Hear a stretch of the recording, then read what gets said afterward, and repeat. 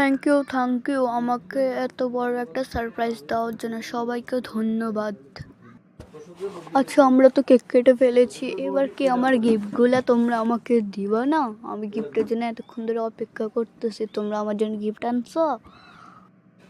আচ্ছা শোনো, আমার বাসায় দিতে হবে, কারণ চারদিকে তো বন্যা হয়ে গেল, এখন আমি কিভাবে যাব? আচ্ছা, সবাইকে ধন্যবাদ আমাকে গিফট দেওয়ার জন্য, থ্যাংক ইউ।